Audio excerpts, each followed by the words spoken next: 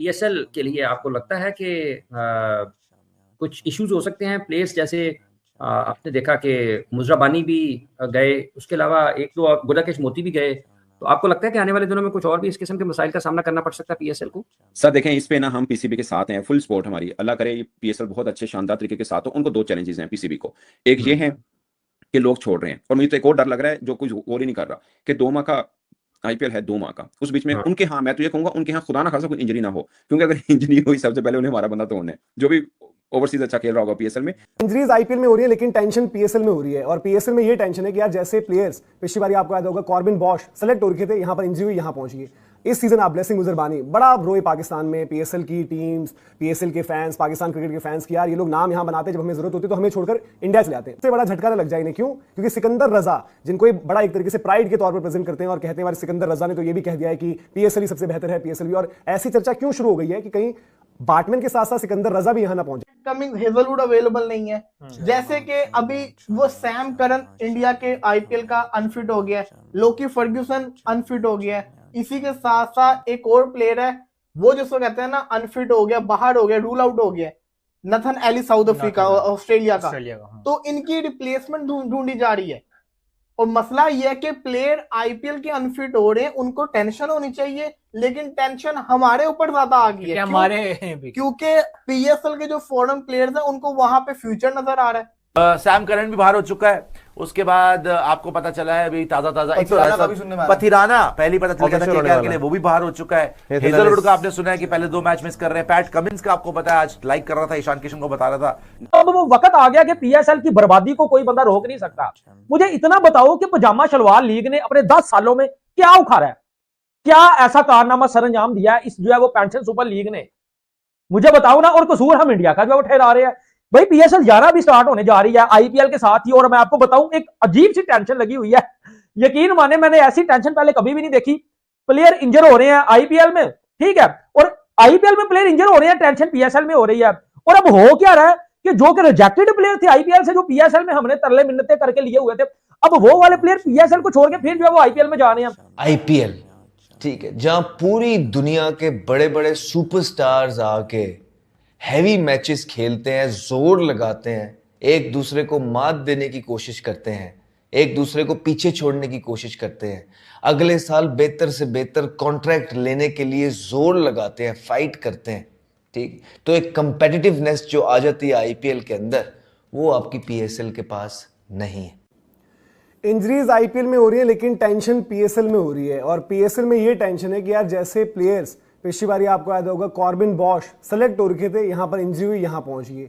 इस सीजन आप Blessing Muzarabani बड़ा रोए पाकिस्तान में, पीएसएल की टीम्स, पीएसएल के फैंस, पाकिस्तान क्रिकेट के फैंस की यार ये लोग नाम यहां बनाते हैं, जब हमें जरूरत होती है तो हमें छोड़कर इंडिया चले आते हैं। भाई जाएं क्यों ना, क्योंकि आईपीएल में मौका मिलता है। फिर स्पेंसर जॉनसन का हुआ कि स्पेंसर जॉनसन ने पीएसएल से विड्रॉ कर लिया, अब उनकी चर्चा यहां पर भी हो रही है। फिर उसके बाद आपने क्या देखा, ऑर्डिनल बाटमैन को भी लेकर बात होने लग गई कि बाटमैन भी जो है पीएसएल छोड़ देंगे क्योंकि इंडिया में आईपीएल में बॉलर्स इंजर्ड हो रहे हैं और उनकी जरूरत पड़ेगी। लेकिन अब कहीं सबसे बड़ा झटका ना लग जाए इन्हें, क्यों? क्योंकि सिकंदर रजा, जिनको ये बड़ा एक तरीके से प्राइड के तौर पर प्रेजेंट करते हैं और कहते हैं सिकंदर रजा ने तो ये भी कह दिया है कि पीएसएल ही सबसे बेहतर है, पीएसएल भी। और ऐसी चर्चा क्यों शुरू हो गई है कि कहीं बाटमैन के साथ साथ सिकंदर रजा भी यहां ना पहुंचे। हालांकि अभी उस पर देखना पड़ेगा क्योंकि रिप्लेसमेंट ऑप्शंस और ये सारी की सारी चर्चा जो बीते 24 घंटे में डेवलपमेंट्स रही, जहां पर इंजरीज, जो कुछ ऐसी इंजरी जो लगा ही नहीं था कि है, जैसे कि नेथन एलिस, वो भी पता चला कि पूरे सीजन से बाहर। फिर जब दिन खत्म हो रहा था तो लास्ट में क्या आया कि ऑस्ट्रेलिया के जो प्रॉमिसिंग यंग ऑलराउंडर हैं जैक एडवर्ड्स, वो भी बाहर।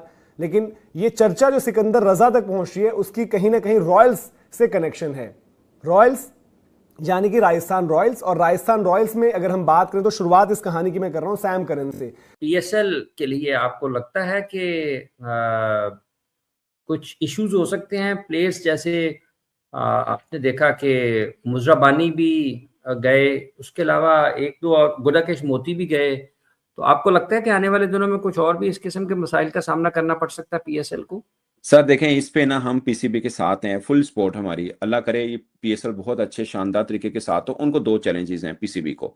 एक ये है कि लोग छोड़ रहे हैं, और मुझे तो एक और डर लग रहा है जो कुछ और ही नहीं कर रहा, कि 2 माह का आईपीएल है 2 माह का, उस बीच में हाँ। उनके यहाँ मैं तो ये कहूंगा उनके यहाँ खुदा ना खासा कोई इंजरी ना हो, क्योंकि अगर इंजरी हुई सबसे पहले उन्हें हमारा बंदा तोड़ना है, जो भी ओवरसीज अच्छा खेल रहा होगा पीएसएल में उसको उन्होंने तोड़ लेना है, नंबर 1।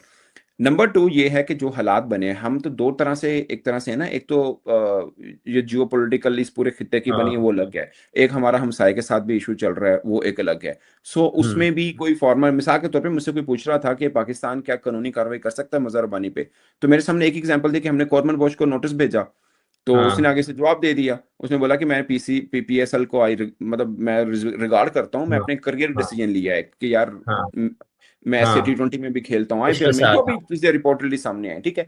अगर हम मुजहर रब्बानी को भी भेजेंगे, वो कह देगा कि यार मतलब उसको पहली बात तो बाइंडिंग एग्रीमेंट होता है क्या किसी क्रिकेटर के साथ कि जो मर्जी हो जाए आपने आना ही आना है, नंबर 1। नंबर 2 वो कह देगा कि आपकी कशीदगी चल रही है तो मुझे मना किया है, मैं नहीं आ सकता।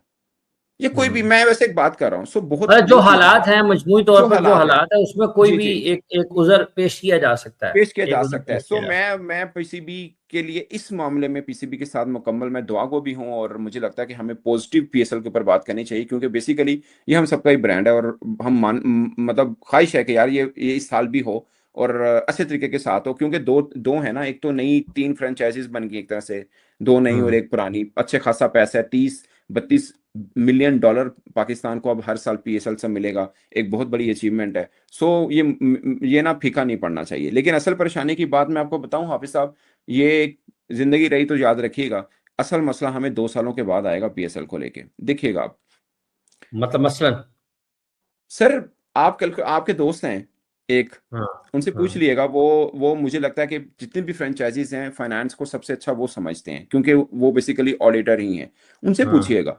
सर मैं आपको छोटी सी एग्जांपल दूं, हमारे लिए बड़ी लंबी बात हो गई है। एक फ्रेंचाइज है जो 200 करोड़ चले वहीं पे चले जाते हैं, ज्यादा दूसरी पे नहीं जाते, 200 करोड़ की एक फ्रेंचाइज है। आप हैं 200 करोड़ वाली फ्रेंचाइज, मैं हूं 34-35 करोड़ वाली या 50 को, जो भी समझ लें आप, ठीक है। पाकिस्तान में पहली तो आप कंपनीज उठा लें कितनी हैं जिन्होंने स्पॉन्सर्स करने हैं, ये इनमें से एक फ्रेंचाइज ने 1-2 बड़ी कंपनीज को कांटेक्ट किया, उनमें से एक के पास आप भी, एक के चैनल पे आप भी काम करते रहे, तो उन्होंने कहा यार हम तो पाकिस्तान टीम को कर रहे हैं स्पॉन्सर,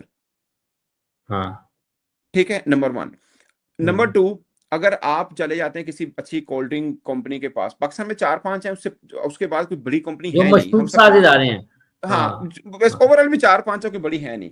और अभी तक पीएसएल में जितनी फ्रेंचाइजीज है ना, अभी तक सबसे बड़ी जो मुझे पता चली है, सबसे बड़ा स्पॉन्सर अगर किसी ने पकड़ा था ना, तो वो अली तरीन साहब ने पकड़ा था, 25-30 करोड़ का एक मशरूब कंपनी का ही, ठीक है, वो भी उनके पर्सनल लिंक पे, उनके फ्रेंड्स थे, उन्होंने ले लिया, ठीक है। चले मैं मान लेता हूं कि नई फ्रेंचाइज है, वो चली जाती है किसी ABC किसी भी एक कंपनी के पास, आप हैं 200 करोड़ वाली, मैं हूं 35 करोड़ वाली, आप कहें जी ये मेरी कंपनी है, मेरी फ्रेंचाइज है, और इतने ये वो फलां चीजें, ये स्टैट है, पीएसएल में इतने डिजिटल आई बॉल्स आते हैं, बला बला बला, 40 करोड़ का आपको मिल जाएगा, फर्ज किया, और मैं भी उसके पास चला जाता हूँ, जाहिर है मेरा भी हक है, मैं भी किसी पर चला जाऊंगा, मैं कहूंगा जी जय हिंद दोस्तों, आपको ज्ञात होगा कि पाकिस्तान और पाकिस्तान की मीडिया भारत के बगैर अपना खाना पानी चला ही नहीं सकते। पाकिस्तानी यूट्यूबर्स हो, उनकी मेन मीडिया हो, या उनके मीडिया पर्सनल्स जो कि यूट्यूब पर बैठकर ही अपना दाल भात चलाते हैं, उनको भारत के बगैर कुछ भी दिखाई या समझ में नहीं आता है। इन लोगों की मजबूरी ये है कि भारत को मन से घृणा करने के बाद भी भारत की प्रशंसा करनी पड़ती है और कुछ न कुछ सकारात्मक बोलना पड़ता है। हालांकि इनके चेहरे के हाव भाव से हमें पता चल जाता है कि ये जो बोल रहे हैं उस सब पर इनका विश्वास बिल्कुल नहीं होता। जहाँ तक बात रही पाकिस्तानी मीडिया और यूट्यूब चैनल्स की, भारत के बगैर इनका दाना पानी चल ही नहीं सकता। ये जब तक भारत को कोस न लें और या भारत की कुछ कमियां न बता दें, इनका काम चलता ही नहीं है। मनोरंजन का क्षेत्र हो या बात हो खेल जगत की, चाहे विज्ञान का क्षेत्र हो, चाहे पॉलिटिकल या फिर युद्ध क्षेत्र, भारत से मुकाबला करना और अपने आप को किसी न किसी तरीके से भारत से बढ़कर दिखाना, लेकिन इस प्रयास में अपना ही पप्पू करवा लेना पाकिस्तानी मीडिया का प्रिय शगल रहा है। इसी के साथ साथ मित्रों, ये चाहे ना चाहे इनको ये मानना भी पड़ता है समय समय पर कि भारत श्रेष्ठ है और भारत आगे बढ़ रहा है, और यही बात है कि भारत की तारीफ के बगैर इनसे रहा भी नहीं जाता। पर क्या करें, मन में जो घृणा है वो छिपाए भी नहीं सकती। अगर आपको हमारा काम पसंद आता है मित्रों तो इस वीडियो को लाइक जरूर कीजिएगा, साथ ही साथ शेयर करना न भूलें। और अगर आपको हमारा चैनल पसंद आता है मित्रों तो हमारे चैनल को सब्सक्राइब जरूर करें, साथ ही बेल आइकन को दबा दें ताकि आपको आगे आने वाली वीडियोस का नोटिफिकेशन मिलता रहे। आपका बहुत बहुत धन्यवाद।